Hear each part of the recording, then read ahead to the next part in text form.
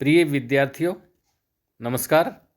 मैं doctor B R. Shastri, सह आचार्य संस्कृत, बाबू शोभाराम राजकीय कला महाविद्यालय अलवर, आज आपको इस वीडियो में बीए प्रथम वर्ष संस्कृत विषय के प्रथम प्रश्न पत्र के पाठ्यक्रम में स्थित नीति शतकम पुस्तक के श्लोक नंबर 61 से 65 तक का अध्यापन कराऊंगा। श्लोक नंबर 61 इस तरह है। मृग मीन सज्जना नाम तृण जल संतोष विहित वृत्ति नाम लुब्धक धीवर पिशुना निष्कारण वेरिणो जगति। इसमें कहा गया है कि इस संसार में दुर्जन जो प्राणी हैं वो सज्जनों के बिना कारण ही वैरी बन जाते हैं, दुश्मन बन जाते हैं। जैसे मृग मीन सज्जन, मृग माने हरिण, मीन मछली और सज्जन, ये तीनों मछली तृण जल संतोष, तृण घास, जल और संतोष से अपनी आजीविका चलाते हैं। अर्थात हरिण घास खाकर गुजारा करता है, मछली जल पीकर गुजारा कर लेती, किसी का कोई नुकसान नहीं करती। और सज्जन व्यक्ति संतोष विहित वृत्ति नाम, संतोष से अपना जीवन यापन, जो कुछ मिल गया उसी को खा पी करके अपने जीवन यापन करता है। वो किसी का दूसरे का नुकसान नहीं करते। लेकिन फिर भी लुब्धक धीवर पिशुना, लुब्धक शिकारी, धीवर मछुआरा और पिशुना मन पापी। फिर भी शिकारी, मछुआरा और पापी बिना कारण ही इनके बैरी बन जाए। निष्कारण वेरिणो जगति, इस संसार में बिना कारण ही इनके बैरी बन जाते हैं, दुश्मन बन जाते हैं। शिकारी मछली का, हरिण का दुश्मन बन जाता है, मछुआरा मछली का दुश्मन बन जाता है, और पिशुना मन पापी व्यक्ति, दुष्ट व्यक्ति, दुर्जन व्यक्ति सज्जन का दुश्मन बन जाता है इस संसार में बिना कारण ही। तो इससे स्पष्ट होता है कि दुर्जन व्यक्ति सज्जन व्यक्तियों को बिना कारण ही वैरी बन जाते हैं, बिना कारण ही उनका जीवन हनन करते हैं, नष्ट करते हैं, नुकसान करते हैं। श्लोक 62। वांछा सज्जन संग में पर गुणे प्रीति गुरौ नम्रता विद्यायाम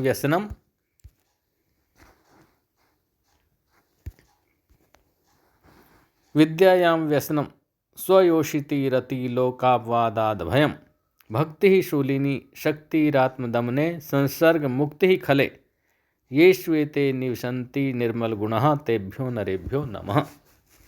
इसमें राजऋषि भर्तृहरि ने कहा है कि अंतिम शब्द है तेभ्यो नरेभ्यो नमः, उन नरों के लिए नमस्कार, उन श्रेष्ठ जनों के लिए नमस्कार, उन लोगों के लिए नमस्कार। किन के लिए कहा है? जो वांछा सज्जन संग में, वांछा मन इच्छा रखते हैं, जो सज्जन संग में सज्जनों के साथ रहने की, सज्जनों की संगति में रहने की अभिलाषा रखते हैं, या सज्जनों की संगति में रहते हैं। और पर गुणे प्रीति, और जो दूसरों के गुणों से प्रेम करते हों, दूसरों के गुणों को ही देखते हों। पर गुणे प्रीति, दूसरों के गुणों से प्रेम करने वाले। गुरु नम्रता, और जो गुरुओं के प्रति विनम्र रहते हों। विद्यायाम व्यसनम, विद्या ही जिनका व्यसन है, विद्या में जिनकी रुचि है, विद्या ही जिनका काम धंधा है, विद्या ही जिनका नशा है। और स्वयोषिति रति, जो अपनी पत्नी से ही प्रेम करने वाले हैं, स्वयोषिति अपनी स्त्री से ही प्रेम करने वाले। लोकापवादाद भयम, जो लोक निंदा से भय करते हैं, लोक निंदा से डरते हो कि लोग क्या कहेंगे, लोग हमारी बुराई तो नहीं करेंगे, इस बात का जिनमें भय हो। भक्ति शूलिनी, और जो शिव जी के भक्त हों। तथा शक्ति आत्मदमने, जो अपने मन को दमन करने में, नियंत्रण करने में शक्ति रखते हों, नियंत्रण करने की, जो अपने मन को वश में रख सके। संसर्ग मुक्ति खले, और जो खल माने दुष्टों के साथ से मुक्त रहते हों, दुष्टों के संसर्ग से अलग रहते हों। येषु एते निवसन्ति निर्मल गुणा, जिनमें ये निर्मल गुण रहते हैं, तेभ्यो नरेभ्यो नमः, उन लोगों को नमस्कार। अगला श्लोक 63। सदसी विपदी धैर्यम अथ अभ्युदय क्षमा सदसी वाक्पटुता युधि विक्रमः यशसी चाभिरुचि व्यसनम श्रुतौ प्रकृति सिद्धमिदम ही महात्मनम। इसमें कवि ने कहा है प्रकृति सिद्धम इदम ही महात्मनाम, प्रकृति सिद्धम स्वभाव से ही होते हैं, इदम मानी ये गुण, महात्मनाम महान व्यक्तियों, महान व्यक्तियों में ये गुण तो स्वभाव से ही होते हैं। तो कौन कौन से गुण हैं? विपदि धैर्यम, विपत्ति में धैर्य, हिम्मत, नहीं हारना। अभ्युदय क्षमा, उन्नति धन संपन्नता है तो क्षमा, सहनशीलता, और वो सहनशील हो जाते हैं। उन्नति यदि उनकी होती है तो वो और अधिक सहनशील हो जाते हैं। तो विपदि धैर्यम, विपत्ति में धैर्य, और अभ्युदय क्षमा, उन्नति में सहनशीलता। सदसी वाक्पटुता, यदि सभा में बैठे तो वाक्पटुता, वाक चातुर्य, बोलने की निपुणता। युद्धि विक्रम, और युद्ध में पराक्रम, यदि युद्ध में जाए तो पराक्रम दिखाएं। यशसी चे अभिरुचि, यशी च अभिरुचि, यश बढ़ाने में अपनी रुचि, उनकी रुचि केवल यश को बढ़ाने, यश की वृद्धि करने में रुचि रहती। व्यसनम श्रुतौ, वेद शास्त्र ही जिनकी व्यसन है, वेद शास्त्र ही जिनकी प्रवृत्ति है, वेद शास्त्र में जिनकी रुचि है, सुनने में, पढ़ने में। तो प्रकृति सिद्धमिदं महात्मनाम, महान व्यक्तियों में ये प्रकृति सिद्ध होते हैं, ये गुण स्वभाव से ही होते हैं, प्रकृति से ही होते हैं। तो इस श्लोक व्याख्या के लिए बहुत महत्वपूर्ण है और छोटे प्रश्न के लिए भी इम्पोर्टेंट, दोनों तरह मुख्य है ये श्लोक। अब श्लोक नंबर अगला 64। प्रदानम प्रच्छन्नम ग्रहम उपगते संभ्रम विधि, प्रियम कृत्वा मौनम सदसि कथनम चाप्युकृते, अनुत्सेको लक्ष्म्याम निर्भवशारा पर कथा, सताम केनोद्दिष्टम विषम असि धारावृतम इदम। तो इसमें कहा है,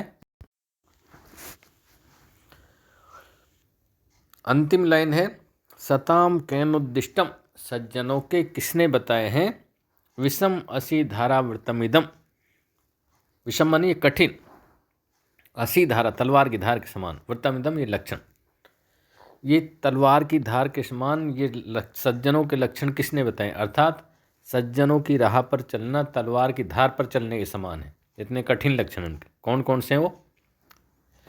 प्रदानम प्रच्छन्नम, गुप्त रूप से दान देना, प्रदानम दान देना, प्रच्छन्नम गुप्त रूप से, गुप्त रूप से दान देना। ग्रहम उपगते संभ्रम विधि, घर आए अतिथि का आदर सत्कार करना। प्रियम कृत्वा मौनम, किसी का प्रिय करके चुप रहना, उसको गाना नहीं, किसी का उपकार करके चुप रहना। और सदसी कथनम अपि उपकृते, और यदि उनका कोई उपकार करे तो सदसी कथनम, वो सभा में कहते हैं, सबके सामने कहते हैं, यदि उनका कोई उपकार करे तो उसकी बात तो सबके सामने कहते हैं कि मेरी इन्होंने ये भलाई की है। अनुत्सेको लक्ष्म्याम, और वो लक्ष्मी आने पर अनुत्से को घमंड नहीं करते, धन संपन्नता आती है तो घमंड नहीं करते, अनुत्से को लक्ष्मी घमंड नहीं करते। निरअभवसारा पर कथा, जब पर कथा पराई कथा चल रही है, दूसरे की कोई चर्चा चल रही है तो निरअभवसारा, उसमें भाग नहीं लेते, रुचि नहीं रखते। सताम केनोद्दिष्टम, तो सज्जनों के किसने बताए हैं ये, असी धारावृतम, तलवार की धार के समान। इस सज्जनों के लक्षण बहुत कठिन है, तलवार की धार के समान इन पर चलना मुश्किल है। श्लोक नंबर 65, ये भी महान व्यक्तियों को कहा है। इसमें कहा गया है कि महान व्यक्ति चाहे कितने ही निर्धन हो जाएं, धन रहित हो जाएं, ऐश्वर्य रहित हो जाएं, लेकिन फिर भी उनके शरीर की शोभा इस तरह बढ़ती। इसमें कहा है, करे श्लाघ्ये त्यागः शिरसि गुरुपाद प्रणीता, मुखे सत्यावाणी विजयी भुज्यो वीर्यम अतुलनम, हृदय स्वच्छावर्ति श्रुतम अधिकतम चे श्रृणुयो, विना अपि ऐश्वर्येण प्रकृति महताम मंडनम इदम। इसमें कहा गया कि विना अपि ऐश्वर्येण, बिना ऐश्वर्य के भी प्रकृति महताम मंडनम इदम, महतामन महान व्यक्तियों के प्रकृति में स्वभाव से ही ये मंडनम अलंकार होते हैं। महान व्यक्तियों के तो स्वभाव से भी ये गहने होते हैं, ये अलंकार है। उनके शरीर की शोभा ऐसे बढ़ती, कैसे बढ़ती? करे श्लाघ्य त्यागे, उनके करे मन हाथों की शोभा बढ़ती है, श्लाघ्य त्यागे प्रशंसनीय त्याग करने से, दान करने से। करे श्लाघ्य त्यागे, उनके हाथों की शोभा बढ़ती है त्याग करने से, दान करने से। वो दान करते हुए अपने हाथों की शोभा बढ़ाते हैं। शिरसी गुरुपाद प्रणीता, उनके सिर की शोभा बढ़ती है गुरुपाद प्रणीता, गुरु के पैरों में प्रणाम करने से। मुखे सत्यावाणी, उनके मुख की शोभा बढ़ती है सत्यवाणी से, सदैव सत्य बोलकर अपना मुख की शोभा बढ़ाते हैं। और विजयी भुजियो वीर्यम अतुलनम, उनके भुजाओं की शोभा बढ़ती है विजयी भुजियो वीर्यम अतुलनम, अतुलनीय शक्ति। उनके भुजाओं की शोभा बढ़ती है विजय प्राप्त करने लायक अतुलनीय शक्ति से। हृदय स्वच्छावृत्ति, उनके हृदय की शोभा बढ़ती है स्वच्छ वृत्ति से, स्वच्छाचार विचार, छल कपट रहितता से। श्रुतम अधिगतम चे श्रुणियो, उनके कानों की शोभा बढ़ती है श्रुतम अधिगतम, वेद शास्त्रों को सुनने से। वेद शास्त्रों को सुनने से उनके कानों की शोभा बढ़ती है। तो बिना अपि ऐश्वर्यण, बिना ऐश्वर्य के भी प्रकृति महता मंडनम इदम, स्वभाव से ही महान व्यक्तियों के ये अलंकार होते हैं, ये इसमें कहा गया है।